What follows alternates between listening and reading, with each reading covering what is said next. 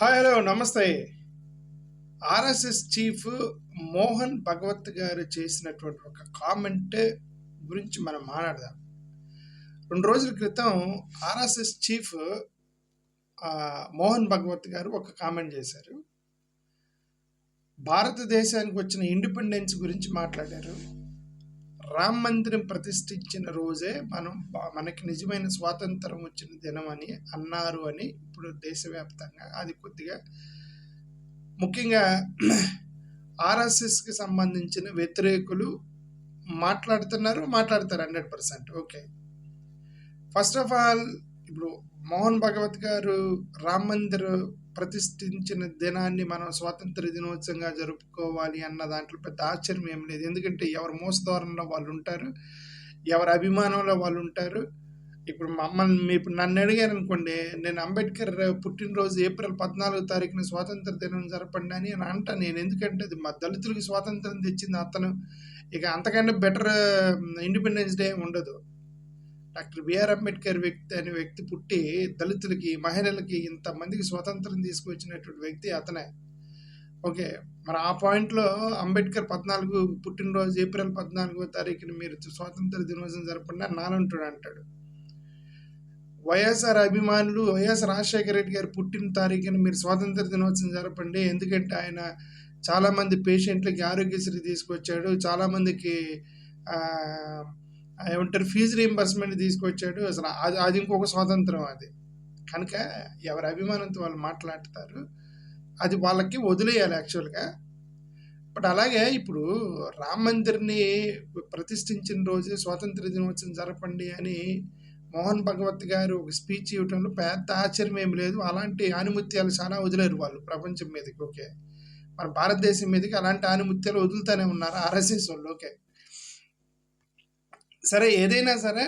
But కాకపోతే ఏంటంటే దేశాన్ని నడుపుతున్నటువంటి ఒక వ్యక్తి, ప్రధానమంత్రి గారు ప్లస్ ఆర్ఎస్ఎస్ని మనం విడదీయలేము. కాబట్టి ఇప్పుడు దేశాన్ని నడుపుతుంది బీజేపీ, ఎన్డీఏ అంటే అనేదానికంటే కూడా ఆర్ఎస్ఎస్ నడుపుతుంది. కాబట్టి అలాంటి వాళ్ళు చేసినటువంటి కామెంట్స్ తప్పనిసరిగా అవి ఒక సెన్సేషనల్ అవుతాయి.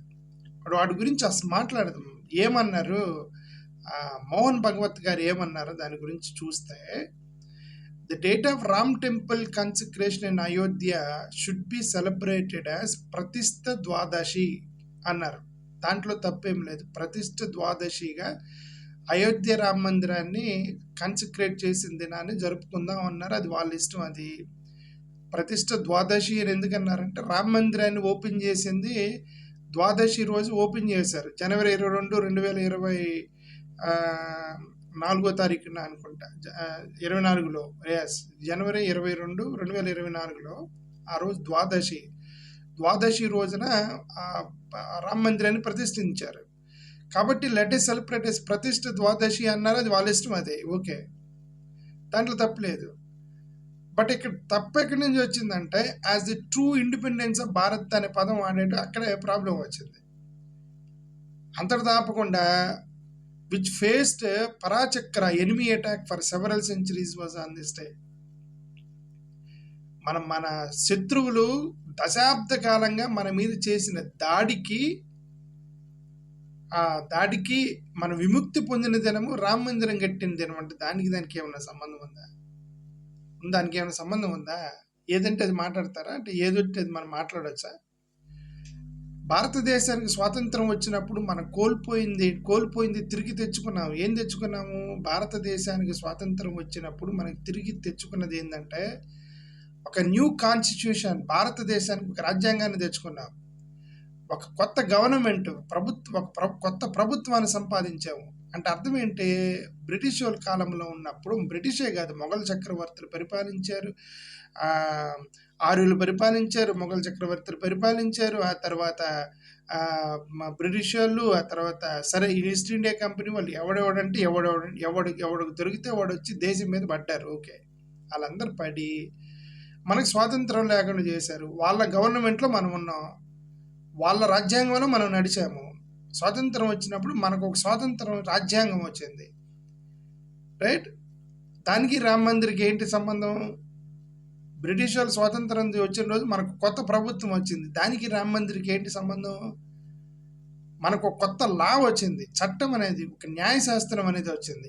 ఏది తప్పు, ఏది తప్పు, దేనికి ఏ శిక్ష వేయాలి, తప్పు చేసినోడు, అబద్ధం చేసినోడు, దొంగతనం చేసినోడు, మర్డర్ చేసినోడికి ఏ శిక్షలు వేయాలని చెప్పి ఒక న్యాయశాస్త్రం తెచ్చుకున్నాము.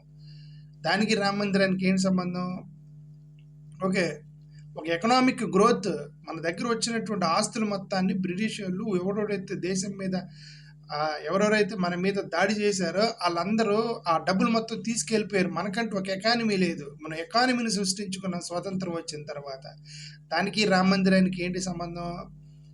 టెక్నాలజికల్ గ్రోత్, ఒక అడ్వాన్స్ టెక్నాలజీని తీసుకొచ్చాం భారతదేశంలోకి, ఇండస్ట్రియలైజేషన్, లిబరలైజేషన్, గ్లోబలైజేషన్ తీసుకొచ్చాం. దానికి రామ మందిర్కి ఏంటి సంబంధం? సైంటిఫిక్ గ్రోత్ పెరిగింది, ఒక సైన్స్ అనేది పెరిగింది. దానికి రామ మందిర్కి ఏం సంబంధం? అంటే ఆర్ఎస్ఎస్ చీఫ్ మోహన్ భగవత్ గారు రామ మందిర ప్రతిష్ఠ దినానికి స్వాతంత్రానికి పెట్టడం అంటే అసలు ఏంటి? ఏదొస్తే ఏదంటే వాళ్ళకి అనిపించింది వాళ్ళు మాట్లాడతారు. అదే నేను చెప్పాను కదా, ఎవరికి అనిపించింది వాళ్ళు మాట్లాడతారు, వాళ్ళకి అభిమానం ఉంది కాబట్టి వాళ్ళు మాట్లాడతారు రామ మందిరం మీద. మాలంటే అడిగితే డాక్టర్ బిఆర్ అంబేద్కర్ పుట్టినరోజున స్వతంత్ర దినోత్సవం జరపండి సార్. దళితులకు స్వతంత్రం తెచ్చిన వ్యక్తి అతనే, మహిళలకు స్వాతంత్రం తెచ్చిన వ్యక్తి. ఇంకా అంతకన్నా బెటర్ డే లేదని మేము చెప్తాం. ఓకే, అదేంటంటే వాళ్ళ అభిప్రాయాన్ని అలా చెప్పుకున్నారు, that is okay. Okay, more over British వాళ్ళ దగ్గర ఉన్నప్పుడు ఒక కైండ్ ఆఫ్ అప్రెషన్ ఉండేది. ఏంటి వాళ్ళ అప్రెషన్? మన సెకండరీ సిటిజన్స్ చూసేవాళ్ళు. వాళ్ళు వచ్చి మా ప్రభుత్వంలో నువ్వు బానిసం అన్నట్టుగా చూసేవాళ్ళు. ఓకే, ఎరా భారతీయుడు అన్నట్టు చూసేవాడు బ్రిటిష్ వాళ్ళు వచ్చి. ఓకే, అలాగే మొఘల్ చక్రవర్తులు కానీ వీళ్ళందరూ కూడా మనల్ని సెకండరీ సిటిజన్గా చూసేవాళ్ళు. అది ఒక హెరాస్మెంట్ అయితే, ఇప్పుడున్న ఇప్పుడు ఆర్యులు సృష్టించిన హెరాస్మెంట్ నుంచి ఎవడు కాపాడగలడు? ఆర్యులు సృష్టించిన హెరాస్మెంట్ ఏంటి? రైట్, ఇప్పుడు దళితులకి ఇప్పటికి స్వాతంత్రం వచ్చిందా? భారతదేశంలో దళితులకి స్వాతంత్రం ఉందా? మీ గుండె మీద చేసుకొని చెప్పండి, నేను ప్రశ్న అడుగుతున్నా. భారతదేశంలో స్వాతంత్రం వచ్చిందా దళితులకి? రాలేదు కదా. మొన్న బందర్లో ఒక బీజేపీకి సంబంధించిన నాయకుడిని, అదే బీజేపీకి సంబంధించిన దళితులు స్టేజ్ మీదకి వెళ్ళి కొట్టారు. ఎందుకు కొట్టారండి?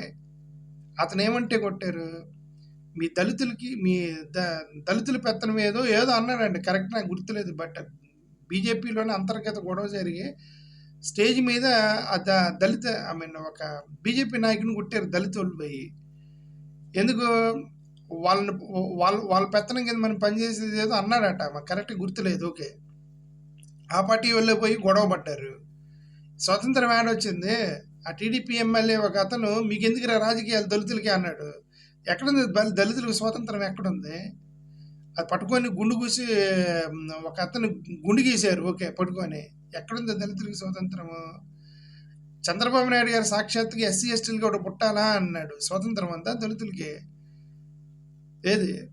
సాక్షాత్తు ఒక ఆడియో వచ్చింది, మీలాంటి నీచ కులంలో మేము పుట్టలేదని. ఎక్కడుందండి స్వాతంత్రం?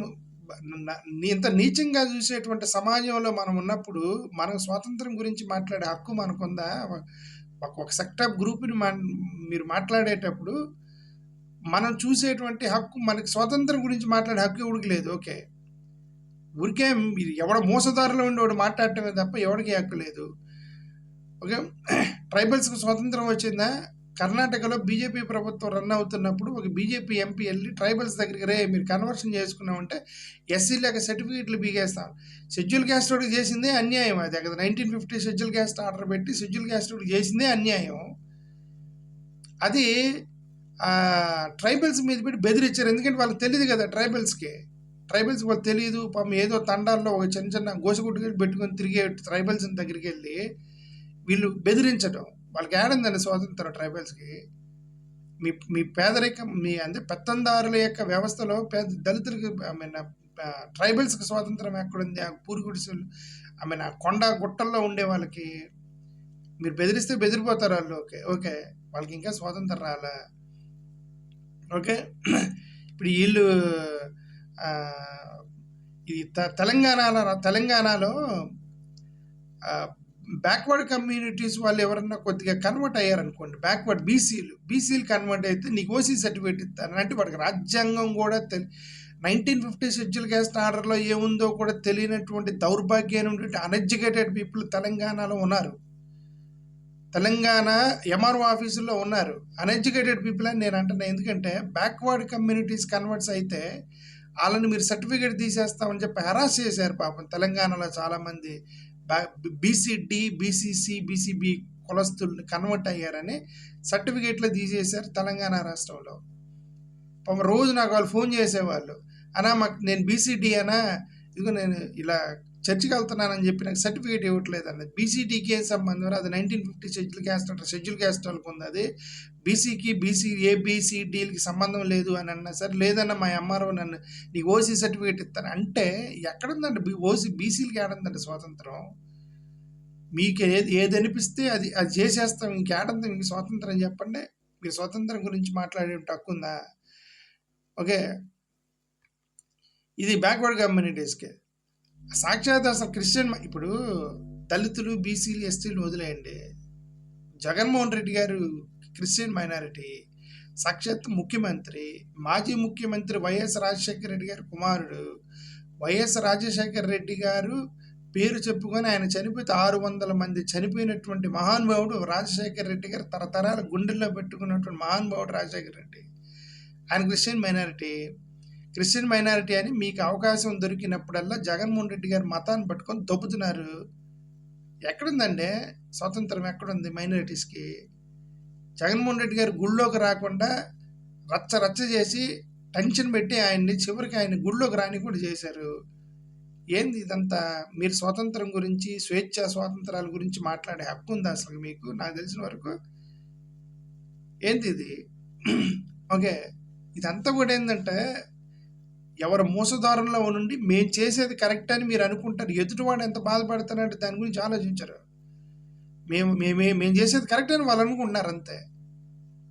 మరి దానివల్ల ఎదుటి వాళ్ళు ఎంత సఫర్ అవుతున్నారు? అదే కదా పవన్ కళ్యాణ్ అన్నాడు కదా, అనపాలజిటిక్ సనాతనవాదిని అని. ఈ అనపాలజిటిక్ సనాతనవాది అంటే అది అర్థం. ఎదుటివాడు బాధపడ్డా మాకు అనవసరం అండి, మేము అనుకున్నది జరగాలి, మా అడుగుజాలల్లో మా చెప్పు జాతలో మీరు ఉండాలి, ఎదుటివాడు బాధపడ్డా నాకు సంబంధం లేదు అనేటువంటి మైండ్ సెట్, దాన్ని అనాపాలజిటిక్ అంటారు. దాన్నే పవన్ కళ్యాణ్ అన్నాడు అనాపాలజిటిక్ సనాతనవాదిని అని. అది దాని అర్థం అదే. వీళ్ళకి తెలియకుండా వాడతారు కానీ పదాలు, దాంట్లో చాలా భయంకరమైన పదాలు ఉన్నాయి, వాటిలో అర్థాలు ఉన్నాయి. ఓకే సార్, ఇంకొకటి ఏమన్నారు మోహన్ భాగవత్ గారు? After India got political independence from the British on August 15, 1947, a written constitution was made according to the path shown by the specific vision. అంటే కొద్ది జాగ్రత్తగానే అంబేద్కర్ని హట్ చేయకుండా మాట్లాడారు. ఆగస్టు 15వ తారీఖు 1947 సంవత్సరంలో మనకు స్వాతంత్రం వచ్చిన తర్వాత మనకున్న విజన్ని బట్టి, దేశం యొక్క విజన్ని బట్టే రాజ్యాంగం రాయబడింది. కానీ అంతవరకు అంబేద్కర్ రాసిన రాజ్యాంగాన్ని ఆయన ఏమనలా, గౌరవిస్తూ అంబేద్కర్ని ఏమనలా మోహన్ భాగవత్ గారు. కానీ దాని ప్రకారం నడవలేదని కాంగ్రెస్ వాళ్ళని వేసాడు. రాజ్యాంగం బాగానే రాశారు కానీ రాజ్యాంగం ప్రకారం నడపలేదు దేశాన్ని అని ఉద్దేశం అయి ఉండొచ్చు. సరే, ఆ మాట అన్నాడు. ఇప్పుడు మరి ఆ దేశాన్ని పరిపాలించింది వాళ్ళ తాతలు, రాహుల్ గాంధీ వాళ్ళ తాతలు ముత్తాతలు. ఆ రాహుల్ గాంధీ తగులుకున్నాడు కదా నిన్న. ఎట్లాగో ఆయన ఫైర్ అయ్యాడు, ఆయన ప్రెస్ మీట్లు పెట్టాడు. ఆయన వాళ్ళ తాతలను ముత్తాతలను అంటే రాహుల్ గాంధీ మాట్లాడతాడు, ఆయన మాట్లాడాడు ఆల్రెడీ. ఓకే, అక్కడ అది మన పాయింట్ అది కాదు. మన పాయింట్ రాహుల్ గాంధీ తాతల్ని ముత్తాతలను అన్నారని కాదు. వీళ్ళ ఐడియాలజీ ద్వారా ఈ యొక్క బడుగు బలహీన దళిత కమ్యూనిటీ మైనారిటీస్ని ఇబ్బంది పెడుతున్నారనే పాయింట్లో నేను మాట్లాడుతున్నా. రాహుల్ గాంధీ అంటే కాంగ్రెస్ వాళ్ళంటే వాళ్ళు మాట్లాడతారు, కాంగ్రెస్ పార్టీ ఉంది కదా. ఓకే, నేనే ఇంకోటి, the Sangh chief mentioned A meeting with, ఒక మాట మాట్లాడారు. ఏంటంటే ప్రణబ్ ముఖర్జీతో మీటింగ్ పెట్టాను, ఒకసారి ప్రణబ్ ముఖర్జీని కలిశాను, గర్వాప్సీ గురించి మేము మాట్లాడుకున్నాము అని మాట్లాడాడు. గర్వాప్సీ ఏంటంటే గర్ర ఎక్కడుందండి దళితులకి? గర్వాప్సీ అన్నారు కానీ where is ghar? I'm asking RSS people, where is ghar to Dalits? 1818వ సంవత్సరంలో దళితులు హిందువులు కాదు, నాన్ హిందూ క్యాస్ట్ అని చెప్పి వేసి పడేశారు మాదిగల్ని ముఖ్యంగా. అఫ్కోర్స్ మాదిగలు కలిసి ఉంటారు దాంట్లో. మాదిగలు మీరు పోనీ జనాభా లెక్కలు చూసుకుని 1818 జనాభా లెక్కలు తీయండి. నాన్ హిందూ క్యాస్ట్లో దళితులు నేసి పడేశారంటే నువ్వు హిందూ కాదని తోచిపడి దబ్బారు బయటికి. గర్ర ఎక్కడ ఉంది దానికి? గర్వప్సి అంటారు. Where is ghar for Dalits? They are not Hindus. 1818 1932లో ఆయన మహాత్మా గాంధీ గారు వాళ్ళు మాకు సపరేట్ ఎలక్టరల్ అని అడిగారని చెప్పి ఎందుకు వచ్చిన గొడవ వీళ్ళు మళ్ళీ సపరేట్ ఎలక్టర్ అన్నారని 1932లో అప్పుడు మహాత్మా గాంధీ గారు గొడవ పడ్డారని దళితులను తీసుకొచ్చి హిందువులను కలిపారు. తెలంగాణ ఆంధ్రప్రదేశ్ మెర్జి చేసినట్టు హైదరాబాదు తెలంగాణని నిజాంని తెలంగాణని మెర్జి చేసినట్టు 2 రాష్ట్రాలు మెర్జ్ అయినట్టు 2 క్రికెట్ టీంలు మెర్జ్ అయినట్టు దళితులను తీసుకొచ్చి హిందూ మతంలో మెర్జి చేశారు. అంతవరకు హిందూ మతంలోకి రానిల దళితుల్ని. దే ఆల్ ట్రైబల్ రిలీజియన్స్ పాటిస్తూ ఆ చెట్టుల్ని పుట్టల్ని గుట్టల్ని పూజించుకున్నటువంటి దళితులు వాళ్ళంతా. Okay, ghar wapsi where is ghar for them? They should understand. మీ ఇష్టం వచ్చి మీకు ఇష్టం వచ్చినప్పుడు రానియటం, మీకు ఇష్టం వచ్చినప్పుడు తోసేయటం, మీకు ఇష్టం వచ్చినప్పుడు చేయటం అనేది దళితుల్ని ఇబ్బంది పెట్టడమే అది. ఓకే, ఇంకొకటి ఈ మధ్య రీసెంట్గా ఏంది రైస్ బ్యాగ్ కన్వర్షన్ అని చెప్పి మాట్లాడుతున్నారు. రైస్ బ్యాగ్ కన్వర్షన్ అని అంటే ఈ దళితులు మొత్తం రైస్ బ్యాగ్ కన్వర్షన్ అని రైస్ బ్యాగ్ కోసం కన్వర్ట్ అవుతున్నారు, డబ్బులు ఇచ్చి కన్వర్ట్ చేస్తున్నారు, మబ్బి పెట్టి కన్వర్ట్. మీరు చేయండి మరి. అప్పుడు నేను అడిగేది ఏంటంటే ఆర్ఎస్ఎస్ వాళ్ళకి, మోహన్ భగవత్ గారికి కానీ వాళ్ళ టీంకి కానీ నేను అడిగేది ఏంటంటే రైస్ బ్యాగ్ కోసం కన్వర్ట్ అవుతున్నాడు అనుకోండి, నువ్వు ఇవ్వ రైస్ బ్యాగ్, వాడు ఎందుకు కన్వర్ట్ అవుతాడు? ఒక పేదవాడు పాస్టర్ రైస్ బ్యాగ్ ఇస్తానంటే ఆయన కన్వర్ట్ అయ్యాడు. ఒక పాస్టర్ ఆదివారం ప్రేమ విందని చెప్పి చికెన్ భోజనం పెడుతున్నాడు అని కన్వర్ట్ అవుతున్నాడు. యూత్ మీటింగ్ అని అక్కడ భోజనం పెడుతున్నాడు. ఏదో రిట్రీట్లు ఏదో ఆ మీటింగ్ ఈ మీటింగ్ అని చెప్పి ఒక బ్యాగు, ఒక 500 డబ్బులు, లేదంటే భోజనము, చికెను, అన్నము, తమ్ముడు అని చెప్పి భుజం మీద చెయ్యేసి అక్కడ కూర్చొని మాట్లాడుతున్నాడు కాబట్టి అక్కడ కన్వర్ట్ అయ్యాడు అనుకోండి మీ ప్రకారం. అది మీరెందుకు చేయట్లేదు? మీరెందుకు అడిగి డబ్బులు ఇవ్వట్లేదు? మీరెందుకు అడిగి భోజనం పెట్టట్లేదు? మీరెందుకు అడిగి భుజం మీద చెయ్యేసి బ్రదర్ అని నువ్వు ఎందుకు పిలవట్లేదు? ఇప్పుడు బ్రదర్ అనిల్ ఉన్నాడు.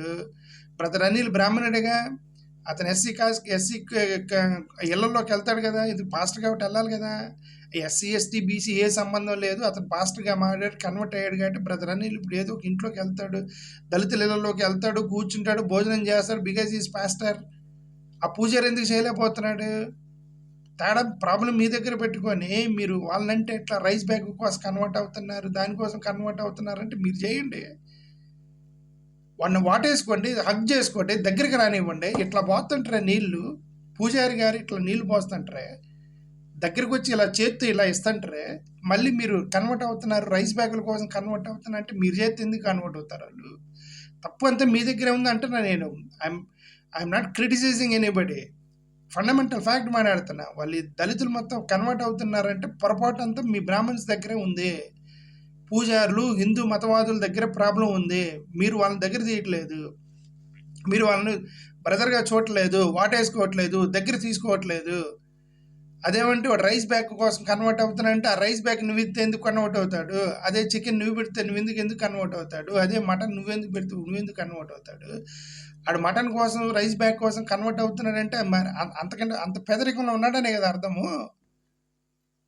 అది నువ్వు చేయలేవు. వాళ్ళు ఆర్ఫనేజ్లు పెడుతున్నారు, స్కూళ్ళు పెట్టారు, పుస్తకాలు ఇచ్చారు, ఇంగ్లీష్ నేర్పించారు. వాళ్ళందరూ క్రిస్టియన్స్ వచ్చి మళ్ళీ వచ్చి బ్రిటిష్ వాళ్ళు మతానికి వెళ్ళారు ఇంగ్లీష్ వాళ్ళు. యాక్చువల్గా బ్రిటిష్కి దీనికి సంబంధం లేదు. బ్రిటిష్ వాళ్ళు ఎప్పుడో 1800 ఉంటే ఈ కన్వర్షన్స్ అనేవి 2000 సంవత్సరాల నుంచి జరుగుతున్నాయి. ఓకే, వీళ్ళకి తెలియక బ్రిటిష్ వాడు మతం అంటారు. అదే తెల్లతోలు ఉన్న 10 ఓడిని బ్రిటిష్ వాడు అంటారు. వీళ్ళకి అజ్ఞానంలో ఉన్నటువంటి ఎవరైనా ఉంటే ఇది ఎక్కువగా మనోళ్ళే. అజ్ఞానం అనమాట. క్రైస్తవ మతానికి బ్రిటిష్ వాడికి సంబంధమే లేదు. బ్రిటిష్ వాడి పరిపాలన అసలు మిషనరీస్ రానివ్వలేదు. మిషనరీస్ని అరెస్ట్ చేశారు. బ్రిటిష్ ప్రభుత్వము మిషనరీస్ ఎవరిని వస్తే అరెస్ట్ చేశారు భారతదేశంలో. వీళ్ళకి తెలియదు, పిచ్చోళ్ళు. వీళ్ళు ఏమనుకుంటారంటే బ్రిటిష్ వాడు మతం అంటుంటారు. ఓకే, క్రైస్తవ మిషనరీస్ని బ్రిటిష్ వాళ్ళు అరెస్ట్ చేశారు, భారతదేశంలోకి రావద్దురపై మళ్ళీ మా వ్యాపారాలు జరగొడతారని. బ్రిటిష్ వాడు అనేది వ్యాపారస్తుడు. క్రైస్తవ మతం అనేది క్రీస్తు శకం 50వ సంవత్సరం నుంచి ఉంది.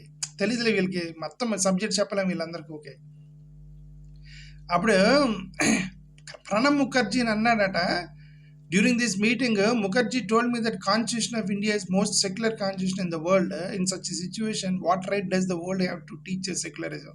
Bhagavad said అంటే